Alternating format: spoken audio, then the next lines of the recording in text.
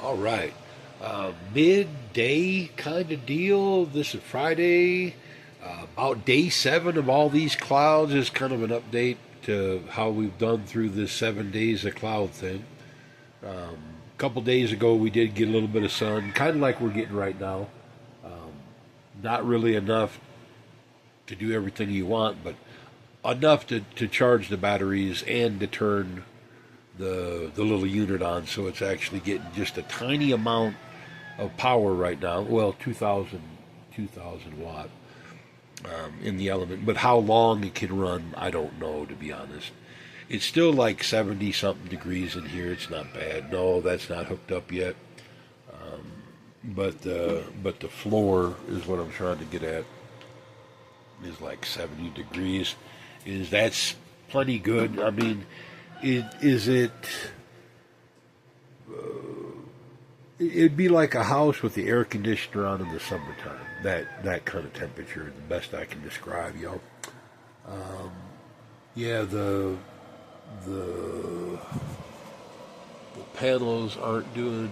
And without these polys, I'm really thankful that I have these poly panels. 34 amp, 1,000 watt is coming from that. These are only producing. It's only putting in 10 amps into the batteries, but it's covering 2,400 watts into that 2,000 watt load that's right there. So it's doing really good, and it is one big ass cloud out there. It just got a little thinner, but like I was saying, the bifacials in the back, if you're using poly panels, well, you can look at them. I mean, dollar for dollar, they double. This is equal hardcore clouds today. Has been for about 5 days. Well, no, it was supposed to have been like 5 or 6 days total. Then there was a break, and then it added a day. This has been hard, is what I'm trying to get at. And then it started raining this morning, and that just made it depressing. I mean, not only was it gloomy and nasty, it was wet too. It was like, oh yuck. But it's getting better, is what I'm trying to get at. And as long as we can charge, get this floor to come back up, that's all that it's about. And this is the temperature coming out of the floor. That's the temperature going into the floor. It's already going up. That's good, is what I'm trying to get at. If we can get it a bump today. Tomorrow is supposed to be sunny. The batteries are full. I mean, 27 volt. That's as full. That's as full as you need them.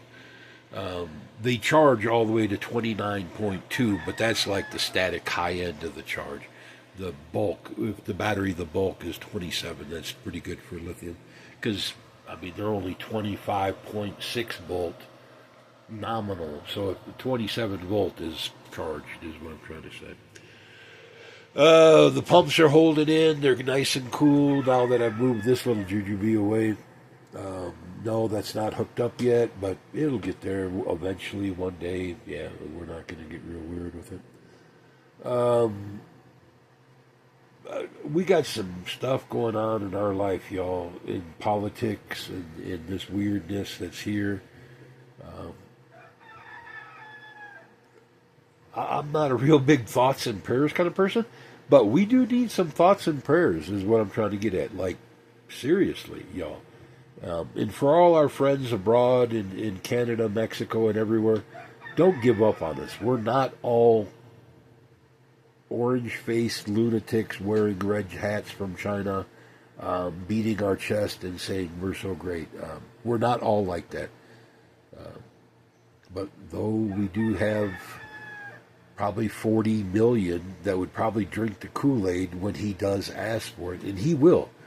That's the sad part. At some point, he's no different than Jim Jones, and I lived through that as a kid.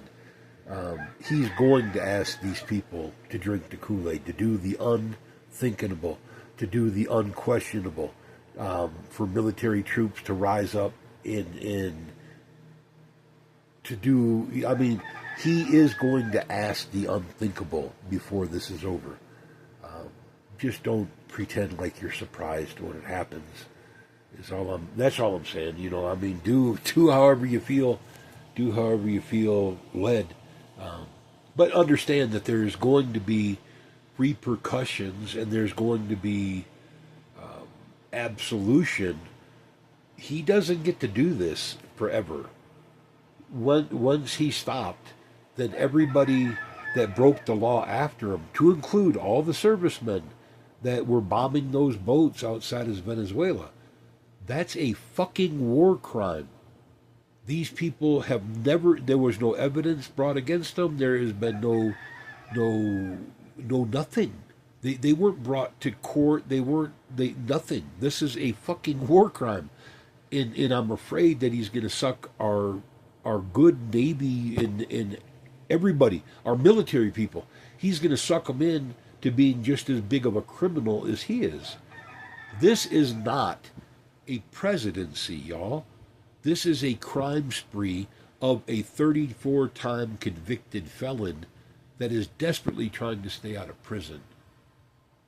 And everybody that goes along with this looniness, you don't get a pass. If you think that he's going to pardon you again, he doesn't get to run again. This is all not happening, y'all. Don't get me wrong. Is this some dystopian circus that's entertaining us? Yes, it is. Guys, I can't say this with more heart or more belief or more whatever than I'm trying to get it across to you. Get off of social media. Go out and meet people that are like you, that have the same beliefs as you. If you don't like Trump, go join a rally. You'll meet bunches of people at those rallies, and they all think exactly like you. That's the idea. You're weeding out all the rest of those crazy bastards. If you're one of the crazy bastards, I guess go to a delusional church meeting or something like that, where you think the orange Cheeto or the Cheeto Jesus is your next again Messiah. Y'all, the billionaires are playing you. The social media thing, it's just pumping your brain up with crap. It's just like when people watch movies. It's the same kind of programming. Maybe because I don't watch that shit and I don't do social media. I did before Elon Musk screwed up Twitter. I love Twitter. I don't like the neo-Nazi con schmuck. You could see through his crap when he was pandering to the Democrats in the beginning, and now you can see through his crap as he's pandering to the Republicans. He's a billionaire. He's playing both sides, playing them like a fiddle. He has them tuned up, and he bumping them strings, buddy. Bumping the strings on the boat. He doing it is what I'm trying to get at, and everybody just buys his shit. Bless y'all's heart. That's all I got to say. If you think that this is normal construction at the White House, that this was normal for an 80-year-old man who slathers his face with pancake batter worth of makeup to tear down the East Wing in the middle of the night without architects, without designs, drafting, plan, nothing, and then rebuild it with tech billionaires and stuff like that? Do the numbers. Numbers don't lie. Period. Numbers don't lie. You can't be so lavish that the numbers get where they're at. When you take the square footage of his ballroom and you put in the 300 million, you're getting to the numbers of underground data center. That's not ballroom level money. That's like data center, buried data center level money. Just telling you, numbers don't lie, y'all. Just do the numbers, and I'm not saying that's what they're doing. I'm just saying those are pretty huge numbers, and he's stealing way more than that, y'all. That's the whole thing. All the billionaires are. They need to be taxed at 70% just to keep them in check, just to keep their greed in check, is what I'm trying to get at. And like anybody less than oh, like 500,000, that should be poverty. You should be paid money if you're less than 500,000 a year.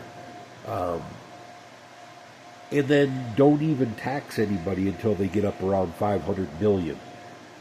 That's where the taxes start. And then just tax the upper end because they don't need any fucking more than 500 million. That's kind of like, okay, you have enough to make it through this lifetime, several others, far better than a whole town full of people would, is what I'm trying to get at. It's enough. The greed is enough.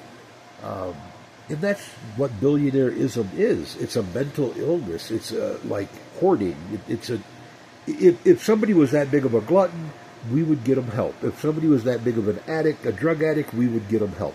If somebody was that big of a hoarder, we would get them help. It's the same. It's just a different name, a different flavor of the same mental illness. They need help. They need compassion. I'm not saying tax them all and throw them in jail. I'm not saying take their shit away from them. I'm just saying they need help. And America needs to not have billionaires not paying tax while they tax and starve the poor. We can't be a great nation when there's homeless. We're not the great nation that everybody wants to say we are. If you have homeless people wandering the street. People say, oh, we're the most technically prowess and advanced. Okay, dude, you should really grow up, get a plane ticket, go to China, get on their train system.